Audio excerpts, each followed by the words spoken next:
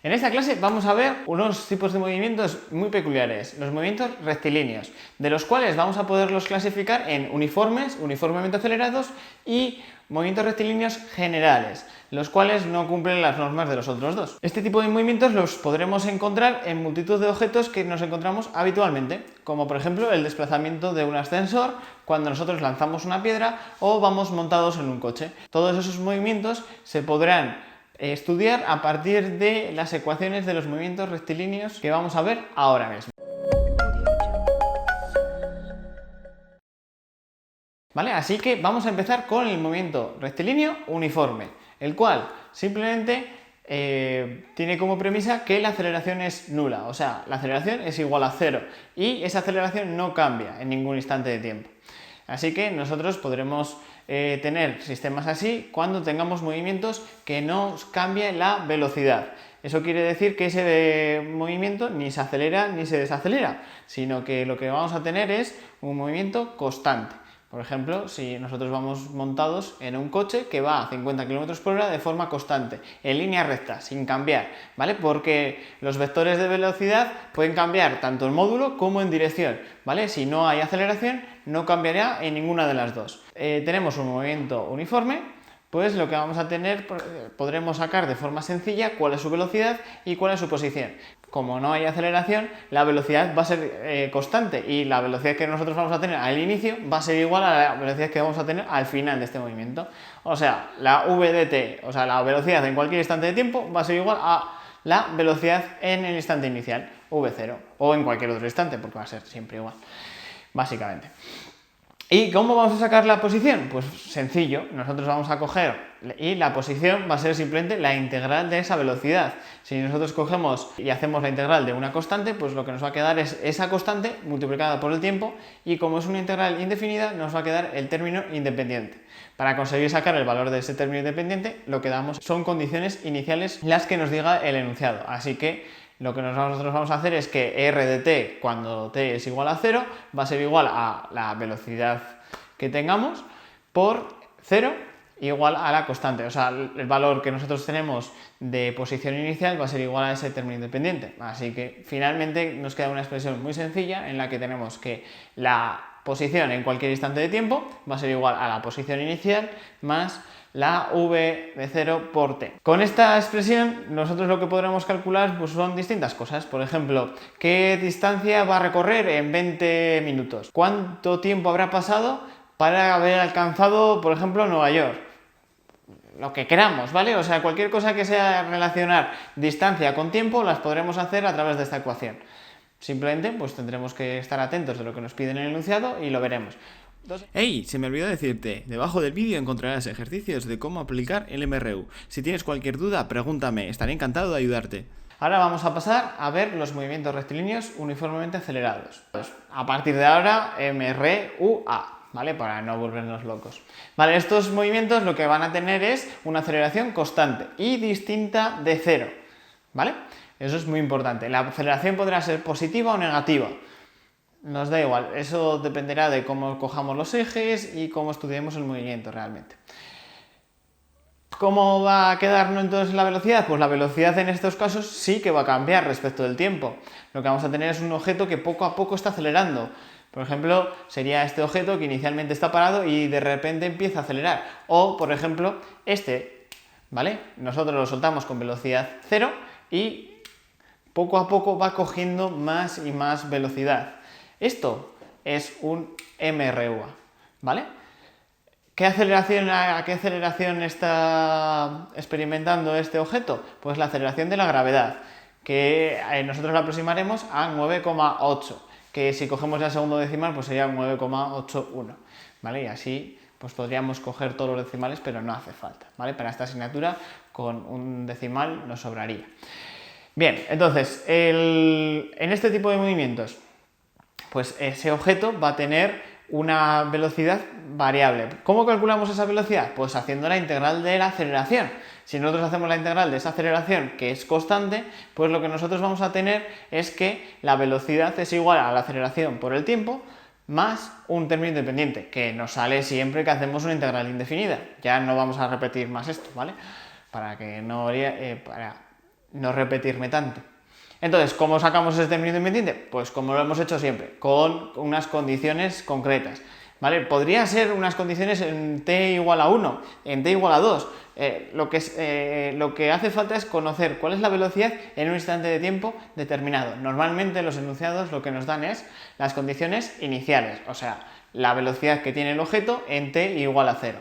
Pero en otros casos, pues no la vamos a tener. Por ejemplo, en un enunciado no nos van a decir directamente que en el instante inicial se suelta el objeto y pues nosotros tendremos que entender que se suelta con velocidad inicial nula. O sea, la velocidad inicial de ese objeto era 0 y la cosa es que a partir de ese instante de tiempo, pues el objeto está sometido a la aceleración de la gravedad y vamos a tener que calcular cuál es la velocidad que alcanza a partir de ese instante de tiempo, de forma sencilla.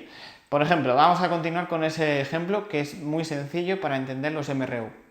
Una vez que tenemos esa velocidad y tenemos ya resuelto el término independiente, lo que nos va a quedar es al final la velocidad es igual a la velocidad inicial más la aceleración por el tiempo.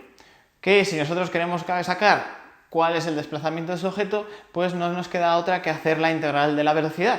Siempre vamos a tener que hacer estas reglas, ¿vale? La posición no es otra cosa que la integral de la velocidad y la velocidad no es otra cosa que la integral de la aceleración. Tenemos que saber manejarnos. Vale, entonces, ¿qué vamos a hacer? Hacemos la integral de la velocidad y nos queda que la posición es igual al valor inicial de la posición más la velocidad por el tiempo más un medio de la aceleración por t al cuadrado. Esto de un medio por la aceleración de t al cuadrado lo sacamos de las tablas de integrales inmediatas, ¿vale? Como veis aquí es una operación sencilla, ¿vale? Que tenemos que empezar a coger soltura con las integrales. Bien, entonces, si nosotros ya tenemos estas expresiones en las que tenemos aceleración constante, velocidad y tenemos posición.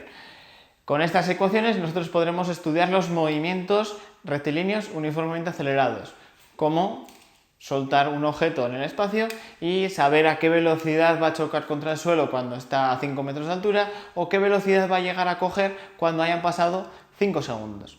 ¿Vale? Todo ello lo podremos estudiar a partir de estas ecuaciones. O incluso si nosotros lanzamos un objeto en la vertical, qué altura máxima va a alcanzar, con qué velocidad va a chocar contra el suelo y a qué velocidad necesitaremos lanzar un objeto para que alcance una determinada altura o que esté ese objeto un determinado tiempo en el aire. Pues todas esas cosillas las vamos a poder calcular. ¿Vale? Y os dejaré ejemplos abajo para que tengáis cómo se harían distintas cositas con estos tipos de movimientos. Como punto final vemos los movimientos rectilíneos. Estos movimientos se caracterizan en que ni tienen una aceleración nula ni tienen una aceleración constante, sino que la aceleración depende de alguna variable. Por ejemplo, la altura, la velocidad del objeto. Puede depender de muchas cosas, así que en este pequeño resumen del concepto no vamos a verlos, pero en los ejercicios os dejaré dos tipos para que cojáis la idea. Cada uno de estos, la cosa es que nosotros vamos a tener que calcular cuál es la velocidad a partir de la integral de la aceleración. Y en muchos casos pues tendremos que jugar con las derivadas e integrales para poder sacar el resultado. No quiero que os asustéis, quiero que veáis los ejemplos que os he puesto abajo para que veáis que al final no es tan complicado como parece. Y que al final, jugando un poco con las variables y sabiendo un poquito de entender cuáles son los conceptos de derivadas e integrales, lo podremos sacar de forma sencilla. Vale, como última cosa en este vídeo, lo que quiero que veamos es el movimiento parabólico de un objeto. El movimiento parabólico de un objeto, por ejemplo, es ese, por ejemplo es este, ¿vale? El cual nosotros lanzaremos el objeto con una velocidad que estará compuesta en el eje X y en el eje Y, ¿vale? Nosotros considerando estos ejes. Ese movimiento se va a describir una trayectoria de este tipo, el cual va a estar compuesto realmente de dos tipos de movimiento. En el eje X no tenemos aceleración, lo único que tenemos es la velocidad inicial. Entonces la velocidad inicial que vamos a tener en el eje X va a ser la misma al inicio que al final, ¿vale? Esto es debido a que la aceleración de la gravedad está en este sentido, en el eje vertical. Y por lo tal, la componente horizontal no se verá afectada por esta aceleración. Para la componente horizontal lo que nosotros vamos a tener es un movimiento rectilíneo uniforme, aceleración 0, aceleración nula. ¿Vale? Entonces nosotros, conociendo la velocidad inicial, sabemos cuál es la velocidad final, y la ecuación que describe ese movimiento en el eje de las x, podríamos llamarlo, sería igual a x en cualquier instante de tiempo, x de t, es igual a la posición inicial más la velocidad en x inicial por el tiempo. Punto. ¿Vale? Y con eso tendríamos toda la información del desplazamiento del objeto en el eje x. Después, en el eje vertical, pues lo que tenemos es un MRU-A. O sea, tenemos aceleración. La aceleración a la que está sometido este objeto, si estaríamos en la Tierra, pues es la aceleración de la gravedad, que es 9,8. Cada planeta, pues dependiendo de su masa y de la constante gravitacional y de la distancia que tenemos a ella, pues tendremos una aceleración determinada. Pero ahora no estamos para estudiar ni fuerzas ni nada. En cinemática estudiamos el movimiento, sin saber qué es lo que lo está provocando. Entonces, si nosotros lanzamos en el eje Y, ese objeto va a tener una determinada componente, ¿vale? Que lo podremos sacar como si nosotros nos fijamos en el triángulo, ¿vale? Que tenemos aquí, pues veremos que el θ, ¿vale? Si nosotros descomponemos esa velocidad inicial, nosotros podremos sacar que la velocidad en y pues va a ser igual al seno de θ por la componente de la velocidad total. Entonces, con esa componente nosotros podemos calcular, bueno, esa componente será la velocidad en y inicial.